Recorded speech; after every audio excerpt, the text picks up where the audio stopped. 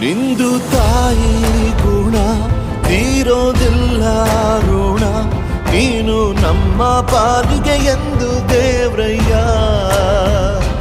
ತಾನು ನೋವಾ ನುಂಗಿ ಜೀವ ನೀಡೋ ಮಗ, ನಿನ್ನ ಪಡ್ಕೊಂಡಿದ್ದೆ ಪುಣ್ಯ ಗಣಯ್ಯ.